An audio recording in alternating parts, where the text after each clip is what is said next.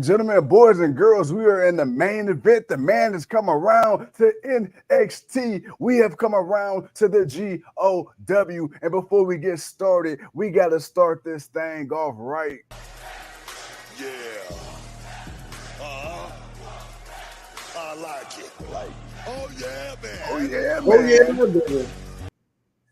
Ladies and gentlemen, boys and girls of all ages, thank you once again for tuning in to another episode of GOW, the Generational Wrestling Podcast. As always, it's yours truly, the franchise, aka the showstopper, better known as the GOW's resident tribal chief. And with me, as always, I couldn't do it without my tag team partner, my brother, my family. He is the flyest in the room, Mr. 1, 2, 3. Pin that ass down, K Breezy, aka EC's resident Isaac Hayes King. Too cold in the building, bro. What's good, my guy? Man, what's good, man, is, man, big business in the world of wrestling, man. Oof. Right now, man, as we got the introduction of that NXT Women's Champion, Tiffany Stratton, as right now, man, as they are hoisting the championship up, as these women are about to do battle for the NXT Women's Championship.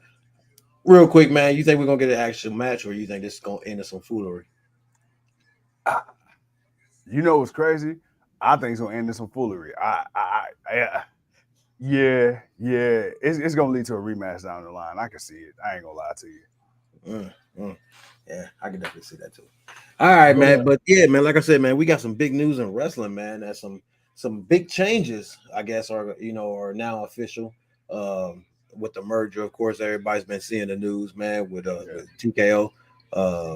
TKO merger with WWE, as Vince McMahon has served his final night last night as the chairman and owner of the WWE. In some capacity, man, he's not totally gone.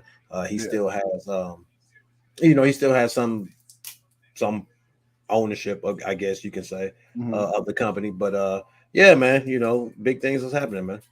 Yeah, for the first time since he bought out WWE from his father, Vince Sr. For the first time, the majority share. Yeah, the majority share of WWE would not be under the McMahon power, as he is now a minority stakeholder. And yeah, like you said, man, he's still, him and Dana White are pretty much equal in terms of, their job positions. The only difference is Dana White got the UFC side and you got Vince on the WWE side. But it was crazy, bro, to see the pictures and videos of them at Wall Street this morning at the New York Stock Exchange. You got Vince, you got Ari Emanuel, you got Nick Khan, Bianca Belair, Montez Ford, you got Triple H himself, then you got Daniel Cormier, and this is Dana White. And I'm like, bro, what in the crossover TV show is going on right now? And then they rung that bell, man, and it's official like a referee whistle. Today is officially the Endeavor era. As now we, like you said, man, we got, it's officially, under the TKO umbrella. Also, speaking of big changes, we got Jade Cargill, who made her return back to AEW this past weekend. So we had one huge star in CM Punk leave. We got another huge star in Jade Cargill returning. We got somebody that a lot of fans got mixed emotions about, this Nia Jax, she returned. And then, of course, man, so speaking of Vince McMahon and his, I guess, new role, so to speak, in WWE, there was reports that he made a lot of backstage changes to Monday Night Raw yesterday. And the funny thing about that is WWE over the last couple months, they began announcing things in advance. They began announcing matches in advance because that was their way of like, okay, if we announce this live on TV weeks in advance, that will lessen the chances of Vince McMahon actually going in and changing the actual story and the storyline. Now, that seemed to work somewhat up until yesterday. Yesterday, apparently, Vince rewrote the show and changed the show a lot, which is why, you kind of got a very dull seeming show. And if you watch the show yesterday, you can definitely tell that was not a complete Triple H show. And I even texted you last night. I'm like, bro, I got about an hour and a half in. And even before I knew what I knew now today, I'm like, dude, this show is ass. It was so bad. That was the outside of last week. That was the first Monday Night Raw. We just intentionally didn't cover. Uh with this new merger now made official, we knew about it for a while. Paperwork went through, everything it is what it is. Do you see any major differences production wise in the near future? Do you think this is going to be like a slow burning thing for WWE? I don't know, man, because it's going to depend on what Vince is And coming think back about with. that Fox deal too. I mean, as far as the Fox deal is concerned, um, I WWE's WWE is about to go to ESPN. Um, Ooh, ooh, I'm just gonna I say can see that that now. they're going to go to ESPN. Where's UFC and all that stuff at? They're on US. There should be a Yeah, show on ESPN, man. They're major fight business. That's the sports epic. You're gonna WWE uh has pretty much moved over to the mainstream sports. I mean, they're all over Sports Center and First Take and everything else. They've been yeah, that way for a few years now. Um, Regardless to what people think of wrestling, right. it is still sports. It's sports and entertainment. Yes, No doubt about that. But um, it still has a fan base that is undeniable. yes, Just wrestling, not even just WWE, just wrestling. Period. It has a fan base that you can't deny, man, and um, it'll be interesting to see what the production will be moving forward, as far as storylines, how they build it, how they go. Is Vince going to go back to, now taking over? I don't know, man. It's gonna be crazy just to see where it goes after this. I think we won't really see any changes until maybe until maybe given a month or so, within the month. I'm gonna say within the month we'll see the changes. I won't say give it a month. Within the month. So starting, let's say, okay, so today was the first official day. yeah, We got Friday. We got Friday to kick things off. So we got Friday until the next pay per view, which I believe is a Saudi show, and then whatever it goes from there. Uh, we'll see how the weekly shows go. We'll see how the storylines go. We'll see how many times or hear how many times Vince then rewrote the show or whatever else. But it's gonna be interesting to see what his role is now, man. Now that he's not now that he doesn't have to worry so much about the company now because it's under a new umbrella of ownership. He still has his stake, and and he'll run it, and they'll run it, and like you say, as Dana White is running UFC and what he does, they'll still maintain that, which is fine. But yeah, this is a wow, man. This is definitely a day in history, man. I mean, we've known nothing but Vince McMahon. We've known nothing but the yeah, McMahon family to have this to have this business. We always knew it was going to be either Shane or Stephanie, taking it over. At least that's what we thought. Uh, yeah, but those things have changed, and some would think that that has changed with Stephanie, maybe because the lack of Vince not giving up control. You know, letting her do just enough to keep her satisfied, but not enough to really let her or Shane, really show that they can do it. Like they understand. Not only do they understand, but they have the mindset to evolve the business. yeah, yeah, So it's like, and you can't say, and let's be real, man. Stephanie has definitely done great things in WWE as far as involving the business. yeah, Triple H has done great things as far as evolving the business and providing us with that thing that we love about wrestling, which is the actual wrestling, the in-ring work and what we see, but hmm, also still finding new characters and people for us to be behind and to boo and just to sit there and enjoy. So you know, everything isn't perfect, but you can see that there was a change from what Vince did was so great and then got stale because once he took out the competition, let's be honest, man, WWE got scared still. Yeah, there was TNA, but TNA was up and down. There was it was a thing that could be, but it never really flourished to what it could have been. But WWE got stale, and because it got stale, you know, we ended up with what we got until it changed, until NXT changed, and then once NXT changed, and then we started seeing what that was becoming, and fans were starting to like that more compared to watching the main roster. I mean, how many times we were game for an NXT pay-per-view or takeover? Yeah, all right, bet, let's go, let's watch this takeover.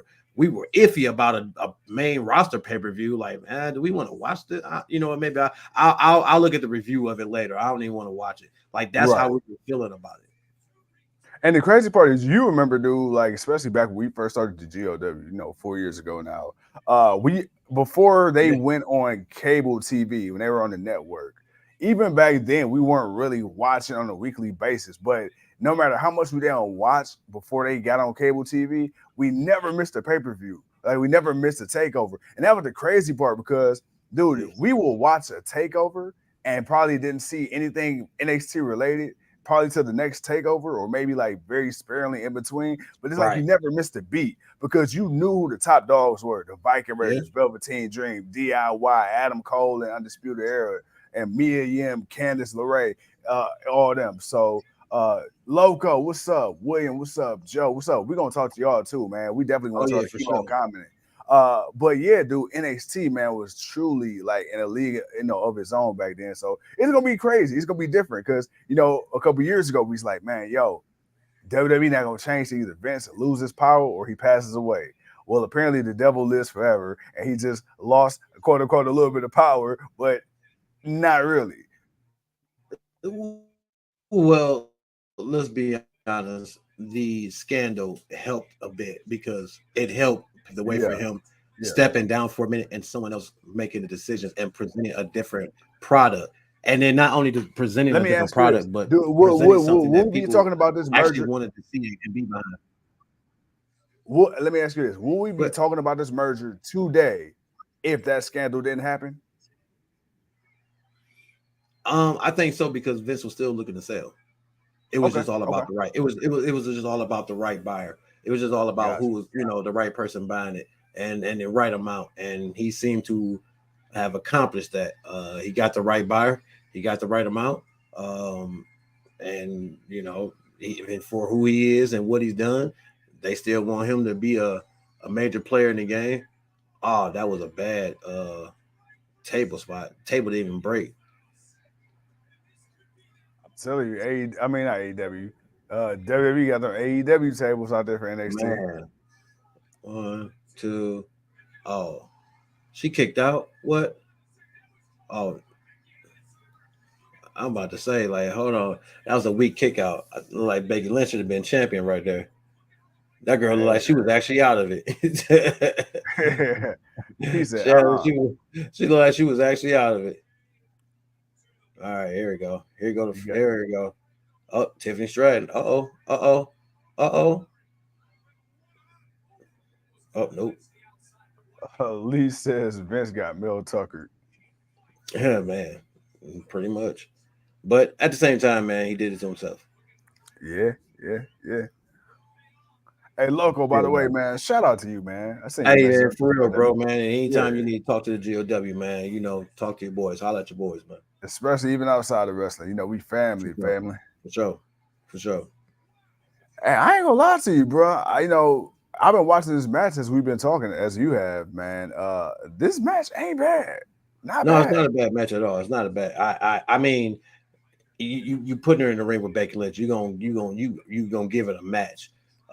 You don't let them do what they do. You want to see if this girl can hang. Is she really that good to be, you know, in the business? Can she hang with the best? So you want to see that, but I need them to work this little spot better. Are you gonna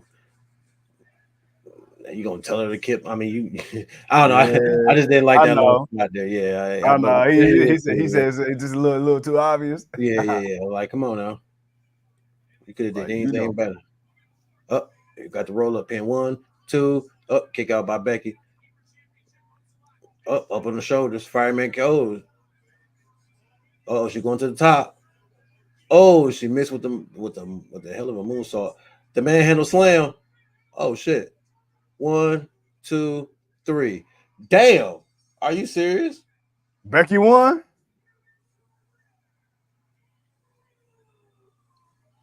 Wow, they really trying to get them damn NXT ratings up. What the fuck? Okay, I was wrong. And new NXT Women's Now Champion, the man has come that makes back. her a Triple Crown winner. That makes her a Triple Crown winner That's now. all she was missing. That's all she was missing. Wow. NXT Women's, the SmackDown, and the Raw Women's Championships. Wow. Plus the tag team. She's an all around Grand Slam champion. I she was that anyway, genuinely but was not NXT expecting wise. her to go over. Like, well, Yeah, I didn't expect that either. I did not really expect that. I figured somebody would have came out and interfered, or Stratton would have did something. Like I feel like I didn't feel like she wasn't heel enough. Like I feel like you could have been more dastardly. You know, you weren't dastardly enough. You weren't villainous enough for me. Because she could have won by cheating. She could have won by cheating, and which would have set up a rematch. Because Becky would have had her number, but she cheated to win. Like, I would have been fine with that, but she actually lost. I mean, she put on a good match though. No, she did. She did. I'm at a loss for words because I was like, yo, I just knew. Okay, all right. What up, Doc? What up, Clive? What up, Lee? What's happening? What's happening, everybody? What's crack-a-lacking? What's good? Oh man, well, I mean, Dolph Ziggler came down and was the champion. I mean, not too long ago. So I mean, yeah, but you're right. Doc says I kind of like Becky, but yeah. Everybody did, but now, yeah. What do you say? No acetol. Yeah, no acetol. No acetol. No acetol. All right, man. Yes, but sir. Yes, sir. Yeah, man. But like you said, man, we had that with Vince and WWE going on. You mentioned Jade Cargill, who returned to Collision. Yeah. And then of course let Chris Statlander let her know she wants her title back. Mm-hmm. She missed her title. Then of course we had some advancements in the tournament. Roddy Strong advanced, Samoa Joe advanced. So they're going to finish that off on Dynamite. And then, of course, setting up for everything for Grand Slam. Of course, we will get the women's fatal four-way. Then, of course, you said Nia Jax showed up last night. Rex shot with Raquel Gonzalez just to get a title shot at Big Mommy Cool. Sorry, that was Raquel. Mommy. I always get that mixed up. But with Rhea Ripley, which, people felt some type of way, man, because they felt like she was very reckless in what she did to Rhea Ripley. I didn't have a problem with it. I thought it was, Nia Jax is a beast. What you expect? You expect her to be all soft and dainty? Hell no. She's gonna be a little brutal. And the fact that she's gonna be a little brutal, and she's not going up against just smaller women. Like, she's going up against some of the bigger women in the company. So it's like, right. They can probably take it a little bit more if this was like Trish or Becky or somebody, or Alexa Bliss, or someone small like that. Of course, man. This would be like, oh my god, man. Maybe she went a little too far. Maybe she might have crushed her a little bit, but nah. Rhea seemed like she could take it. And hey, Rhea Ripley versus Nia Jax. Okay, well, I guess we're gonna get that next. Rhea Ripley, Nia Jax's competition. She's a former women's champion, Raw women's tag team champion. It is what it is. We said Rhea Ripley needed competition. She got it. Yeah, and that's my thing too. Like, people. I'm okay. Like, yeah, have we said stuff about Nia Jax in the past? Absolutely. If we say it, we're gonna stand on it. We ain't gonna sit up and acknowledge the fact that we never said anything negative about her in the ring. Sure, but at the same time, Nia Atlanta coming back is the best thing that's happened to me since John. Okay. All right. Jax makes people talk, and that's right. It is, and that's most definitely what it is. That's why she's back. What you say, man? It's all about that cachet. It's all about that cachet, man. Money. Yeah. Yeah, that money. And then speaking of, man, you brought up, man, Jade Cargill. So Jade Cargill is back now. It's just a conspiracy mind that I have here. Do you think Jade Cargill was already on the docket to come back as soon as she did, or is this Tony Khan doing damage control due to the fact he just lost out on a huge star in CM Punk? A little bit of both. Okay. I say that because it could have been time for. Because honestly, Chris hasn't really been doing it. Like, she's been having matches, she's been defending the championship. People are very disappointed with the run, right? But I feel like this was set up for Jay, because Jay went away. Obviously, when she come back, she's gonna want to get back at Chris.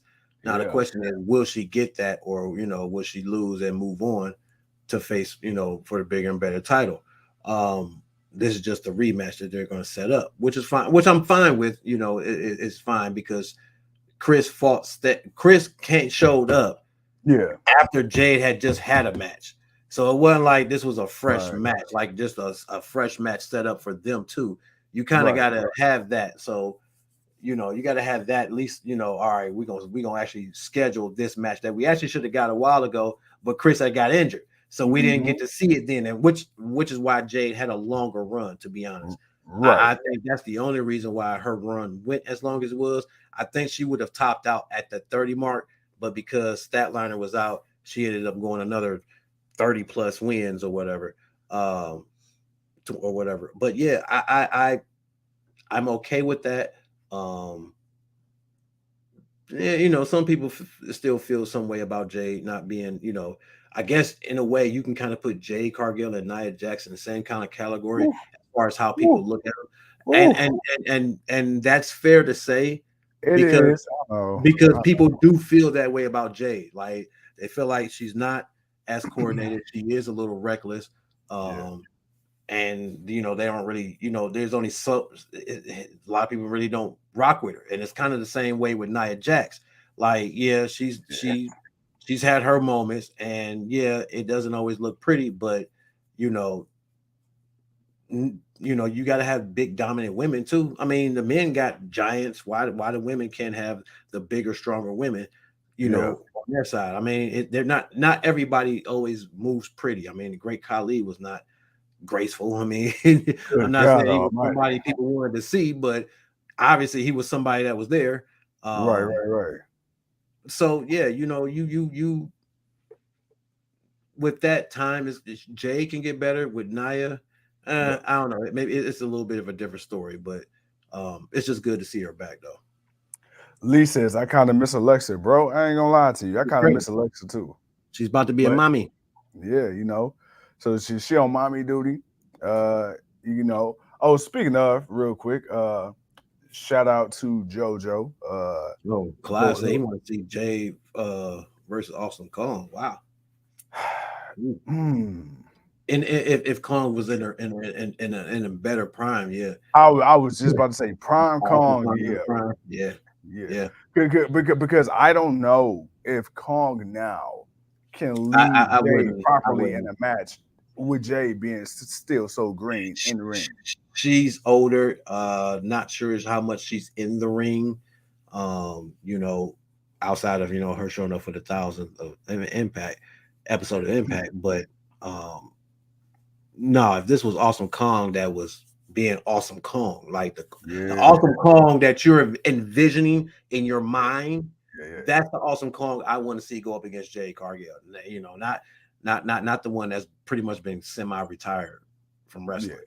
I need the Awesome Kong we know of. When you heard that music and you seen her walking down, you like, ooh, she about to beat the holy shit out of somebody. and that's the Awesome Kong that you want to see come down and face that freaking nature, that stallion boy, Jade Cargill. How you doing? Yeah. Let's see. What Lisa, didn't Kong have some sort of issue a couple years ago? I thought I remember reading something about that, but I'm not sure. Yeah, something. I think it was after I don't want to say it was something with a pregnancy, but I think it was something after that. I'm not 100% sure, but I know she did have some. There was something wrong. Something. But shout out Kong and shout out the ladies. Shout out all that, man. Like I said, of course, let's see, we talked WWE, we talked Nia Jax, we talked Vince, we talked Jade. Becky Lynch, yo. I mean, hey, look, just beat Hey, Tiffany Stratton. Now, I guess my question to you would be this. I'm shocked. I really thought she was going to, like, I really didn't see, I didn't really see Becky winning this. Like, I really didn't see her winning it. Like, if she was going to win the match, it would have been because of DQ. So the title wouldn't have changed hands for Stratton. And then, which is why I figured they would have set it up for the pay-per-view. Now, you can still set this up for the pay-per-view because Stratton can get a rematch and you can do it at No Mercy. Which you get a couple of weeks. So you get Becky Lynch on TV a couple of weeks as champion. You can do that. But I mean, I don't know. I guess she beat Trish. You can't have her lose to a rookie. Yeah. I mean, you beat you can't go from beating a legend to losing to a rookie, which is why I could have saw her winning disqualification. But she won the champion. Becky Lynch has now completed her journey. She is NXT Women's Champion. She's definitely gonna make the women's division step up. Oh yeah, for sure. If you think you ready, if you thought you was ready, you better think again now because you definitely you're dealing with a heavy hitter now. Becky Lynch, regardless of what you think or how people feel about her appearance now, she's still Becky Lynch. She's still the man. Clyde said Becky went to NXT because Jackson's on Raw. They said Becky had to get the hell up out of there, man. We had to change creative. Hey, Becky getting the strap, y'all. Nia back. I know that's all right. Nia, her hands busy. She fighting Rhea Ripley, so I get what he's saying, but I doubt she was already heading to that anyway. They already teased this was happening. You know what's crazy? Like, probably unpopular opinion. I'm aware of it, but whatever. It's my opinion. Nia Jax has been out long enough to where she's had more than enough time to train, more than enough time to. But has she been training though? That's the thing. Like she's been posting pictures and shit and doing only. Yeah. I know how much training. I'm not gonna sit here and say she hasn't done something, but I'm not gonna sit here and think she's just been like, okay, I've been away. Let me get to some hardcore training. I'm not buying that. I'm not buying that whatsoever. I'm gonna say there was maybe some training and a whole bunch. You don't think Nia? You don't believe she went to the Hulk Hogan School of Leg Drops, do you? I mean, that's probably the only place she went. I mean, she got that down. Throw the leg out there and fall. Boom! Right there. Right there, a whole bunch of thigh meat right across that neck. Bow. Bow. That's it. Dropping like it's hot. Bow. Hey, didn't break her ass cheek yet, but it's too much cushion. Cushion for the pushing. Hey, a lot of cushion. Man. It's a lot of cushion. Yeah. All right, man, brother. Yeah. What you hate me for? That's the truth. Yeah, that's the truth. William says respectfully, Rhea without makeup looks like Flavor Flav. Damn. Wow. Hold on. Rhea is gorgeous. Rhea is what? You know what's funny? Actually, a lot of people complain about the fact she doesn't go out barefaced more. They actually like her without the makeup. So that's actually the first time I heard of that one. But if that is the case, yeah, boy. Yeah. All right, let's see the same amount of gym time as King Kong Bundy. And the people have spoken, ladies and gentlemen. The people have spoken. Hey, look, real talk for real fans. I mean, hey, it is what it is. It is what it is. But y'all. So, I'm sorry. Go ahead, brother. No. I was just talking shit to Joe. But go ahead. But so like we said earlier, we just want to come on here, man, and shoot the shit with y'all for a little bit. We not reviewing NXT because the whole show was not worth it. We literally came on here for the simple fact that Becky Lynch was challenging, and we had some stuff to talk about. Raw was trash, so that was it. What it was. We coming back to y'all with a proper review / watch along / reaction / talking with the people during our block party, baby. Cheer. So we definitely gonna come see you live and direct for that, and then Dynamite. Shit, what else we got? We got the Friday night block party. We're not doing nothing. Is it this weekend or next weekend? We're not doing nothing. Next weekend, right? I don't know. We'll talk about that later. Okay, yeah. Okay. But But Vince is not done. He's going to be running WWE at like Dana White runs UFC. Like he's going to still be around and have input. And well, they already said that because Ari Emanuel. That Clive was asking. He was asking, "Do you feel Vince is done for real?" No. Yeah. No. I'm sorry. That wasn't towards you. That was towards Clive. But yeah, they already said like that's what Vince said. Vince said that was kind of part of the deal. That Ari Emanuel wouldn't buy the company unless Vince agreed to stay in some sort of capacity. He did not want to buy WWE without any input from Vince, which is like, I'm like, all right, man. Like, okay, let me ask you this. Has Vince McMahon pulled the greatest hoax in the history of corruption? Because, yo, remember, Vince was up there like, yo, I'm done. I'm willing to leave. I'm willing to do whatever it takes. And then all of a sudden, out of nowhere, there's this investigation. His freedom was on the line. Yeah. That's all that was. His freedom was on the line. But let's be real. Keep it gangster with me, bro. Do you think Vince McMahon was ever really gonna do any time? Like, do you think Vince Depending McMahon? on how severe it really depends on how severe the things were. And I hate to say it like this because Let's be honest.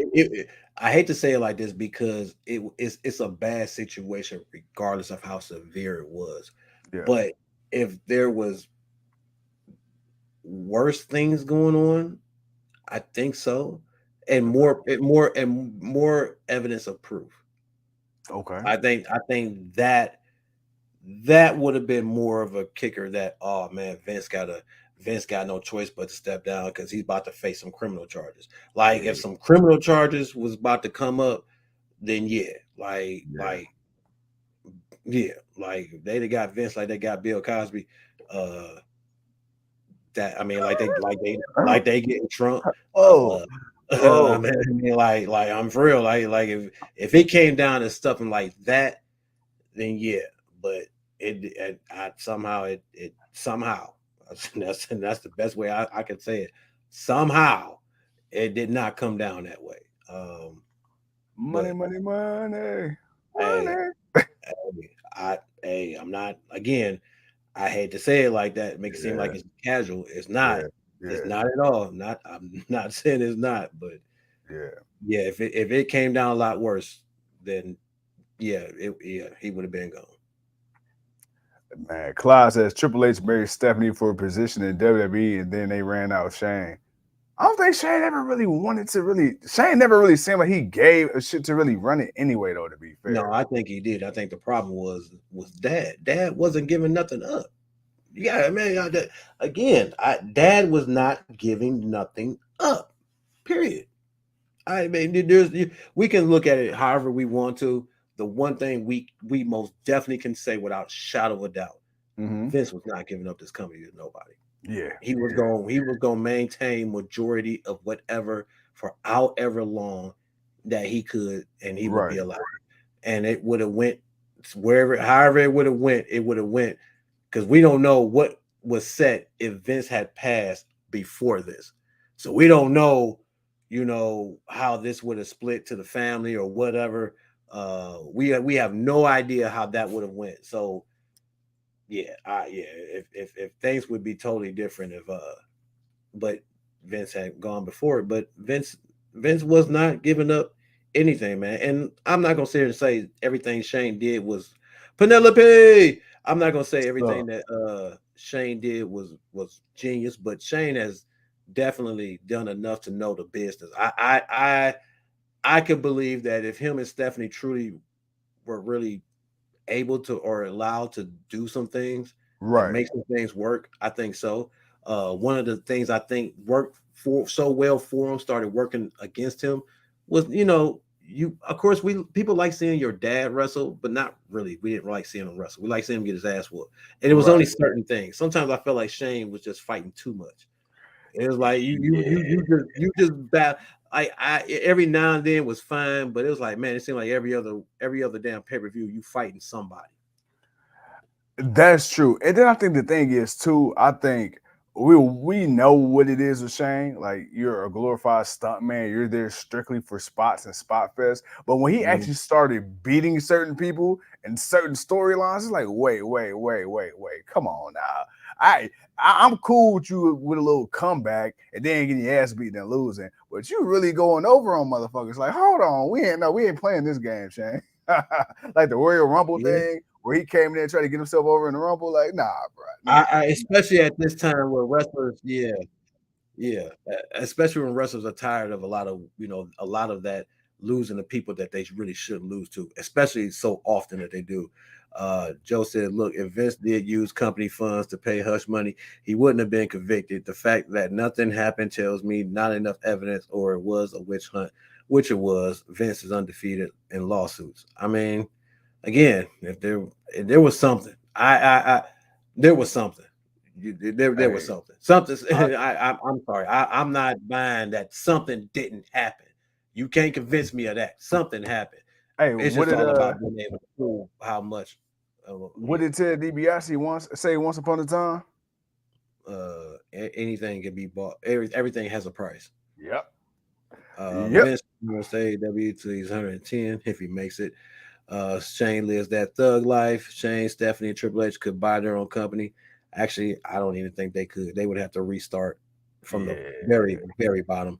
Penelope says, I have more prison tats than King has drink shots of gin on the show. Hey, you know what? There are no drinking on the show tonight.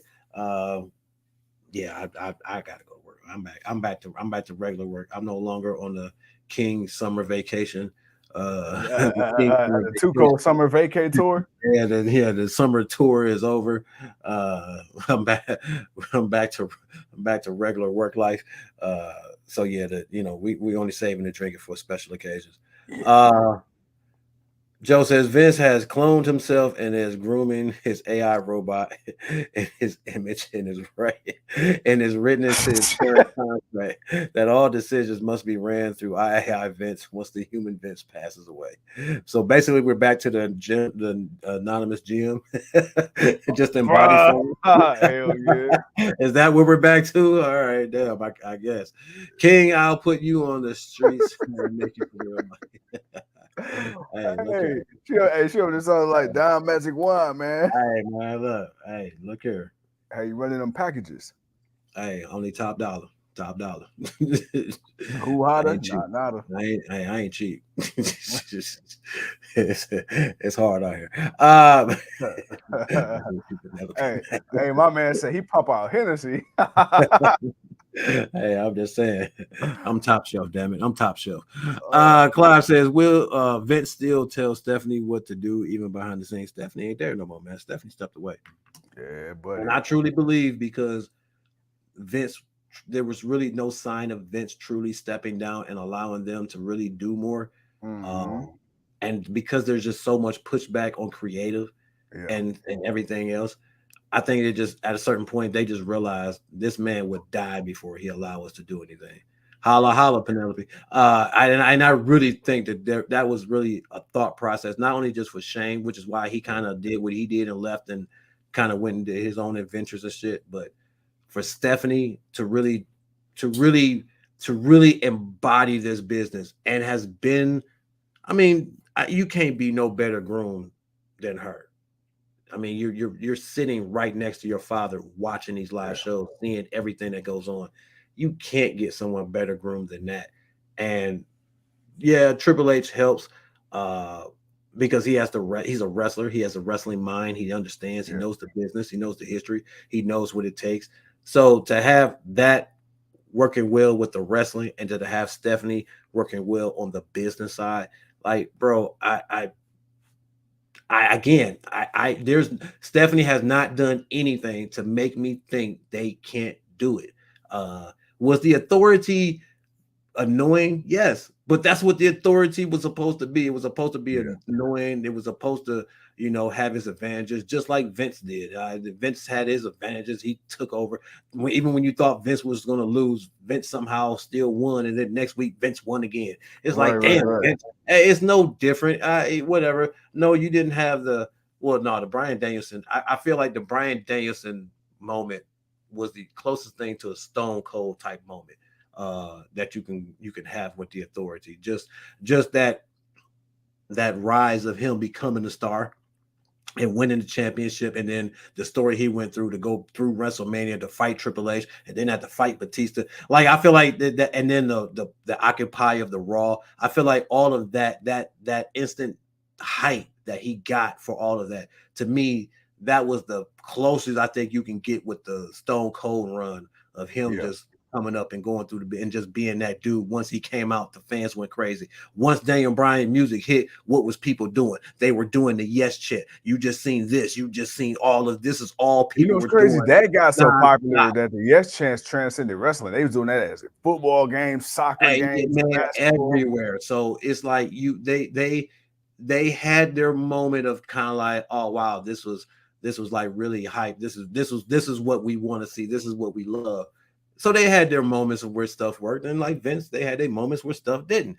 But I think they could have really done great with the company if given the opportunity. If he just stepped back, he could still run the company. He could still make the final decisions. But it's like, bro, it ain't like what you're doing. Like, and that was the thing, man. To me, it's like, damn, we watch what Vince was doing. It's like, bro, what are you doing? But everybody else that don't watch it as much as we do, they looking at it like, oh my God, this is the greatest thing since sliced bread. It's like, bro, y'all tripping. But they were the majority money. It's not us, the hardcore fans who've been watching you and providing you. It's the people who just happily change the channel and see what's going on. And it's like, damn, man, that's what rules. So that's just my opinion. And that's the part that sucks. But you got to understand it. It is business, because the hardcore fans, we bitched about that shit forever, for years and years. And even when we started to fall out of favor with it, we still watched it just for the hope that one day they would change. So it's like, wow, we ain't got to change shit for them. But with, the casuals, what up, Earl? With the casuals, it's like, hey, you have to tend to them, because if not, they gonna change that damn channel. I mean, they are, but at the same time, we weren't watching it because we knew the BS that Vince was putting it on out there, man. William, he says, you guys need to delete this thug. This is wrestling. This is a wrestling show, not Soul Train. Yeah, you wildin', William. Undertaker versus Vince, and Vince versus Stone Cold. Best stories in the 90s. Yeah, Clive, especially, of course, you can't outdo Vince versus Stone Cold. That was just the shit. If Vince have WCW and ECW not doing nothing with it, I mean, he's been had that. He just take what he likes about them and use them in his own. Then of course says this is like the Click 2.0, new blood needed. I mean, yeah, it could be, but then again, you can't. Right now, you had so many. Right now, you good with who you have. The bloodline is the bloodline. That's about the biggest click you're gonna get right now as far as storyline. Vince can give Shane WCW and Stephanie ECW. They did that. It didn't work out so well. We got, if you don't remember the invasion of 2000 and 2001, Shane had walked on to WCW and it claimed that he had bought the company, and then Stephanie had bought ECW, and they tried to invade WWE with a Stone Cold that defected, and then a Kurt Angle that defected, but was really a triple agent. They did that already, Clive, and because they couldn't use all of the proper wrestlers because they were still under their contracts with Warner Turner, and they didn't want to give up that money that was guaranteed, because just to sit at home on the couch. All that you guys, because that was the one reason that kind of put WCW in the hole, was Eric Bischoff was writing guaranteed checks and guys was cashing them, and they all waited that money out. They all waited that money. Goldberg's thing, all the top people you wanted to see in WWE, that was WCW, that was like the main people you wanted to see go back and face off against The Rock and Triple H and all these other guys that had come up and they were fighting against Wart ratings wise. You wanted to see all those guys in this invasion, and we did not get that. Yeah, we got Rob Van Dam did become a superstar out of that. Like out of that, that's the one good thing about it, because they didn't have so many of the big people. Other people actually became bigger superstars. Booker T became a superstar out of that, even though we already liked them. But the WWE universe saw him and they liked him. Rob Van Dam was one of those guys. There was quite a few. Billy Kidman was one of those people. Like there was a lot of people. Billy had there was a lot of people that came out of that really was stars, and Vince used them, until they, either got hurt or old or he just didn't care for them anymore. But it was the worst book storyline. But again, because it Vince couldn't get the people he needed. He was using people that no one really cared for, and he didn't give WCW the respect they needed. He didn't show them as a true rival company. He had to merge. I mean, hell, the best part of the invasion were really the ECW people, like those, like the Dudley Boys and Rob Van Dam and the Sandman and Tommy Dreamer and all of them. They were kind of more of the bigger names, and then of course you had the DDP and Booker T and a few others. Billy Kidman, my boy with Chuck Colombo. Right. And then eventually all the Rick Steiners and everybody showed up. Sabu too, but you had the best of the mid card going up against the best in WWE. Yeah. I mean, we wanted to see Kevin Nash go up against Kane and The Undertaker. The outsiders go up against the Brothers of Destruction. You wanted to really see, if he could wrestle Goldberg, go up against Stone Cold while he was there. Hogan we saw Hogan go up against The Rock, but it would have been something if the NWO was a part of the invasion of those other companies coming in. Like those little things would have made it better and could have given us so many great matchups of different people that we was like, man, I didn't even think I was going to see this, either not see it ever again or see it for the first time ever. No, absolutely. And again, like they brought up earlier, the invasion was the worst book storyline, but you got to think about it. Vince, I mean, when you had Sting come back, for his first match in WWE against Triple H, again, man, the fans were happy to see Sting at WrestleMania, but it was like the way they did that with the whole Hogan and all them, and it was just like, dude, Hornswoggle versus shut up. Yeah, that's why I started laughing. It's just like Vince is so petty. He wasn't AJ Styles that we know back then. Yeah. Every chance he gets, and and AJ Styles was in WWE. Yeah. But but he wasn't. That was like he was there as a tryout or something, but he wasn't. Yeah. He wasn't really there. He wasn't Styles we know. It took him. He went to TNA to become the AJ Styles we knew. And which I'm glad he did, because that gave us a solid 5 to 6 years to where we had a viable alternative to WWE that ain't been seen since WCW, ECW. So I'm glad guys like AJ Styles, Samoa Joe, Robert Roode, and people like that at that time didn't get picked up or weren't necessarily what WWE was looking for, because it gave us a whole nother great product. We would have never got the 6-sided ring probably, the King of the Mountain, and all this other stuff. Mickey James having not only a WWE Hall of Fame career, but TNA Hall of Fame career. Kurt Angle, same thing. So, but that's that. But King, man, before we get out of here, man, anything on your mind, man, before we get up out of here? Nah, man, I think we talked enough with the people. I think I ran my mouth enough. We didn't do a show in a couple of days, so we should come on here and talk to the people, man. Talk your ear off a little bit. But other than that, man, we appreciate everybody coming out and hanging out with us, man. Doug, Clive, Doc, Penelope, Earl, Leo, Lee, Loco, William, and everybody showing up, man, and just hanging out with your boys, man. We always appreciate y'all hanging out, man. But of course, man, we're gonna be on tomorrow for the Dynamite Block Party. Yes, sir. And, we'll hit y'all with the Friday Night Block Party, and we'll go from there, man, and see what's going down in the world of wrestling. But other than that, man, once again, man, like I said, man, always appreciate hanging out with the people.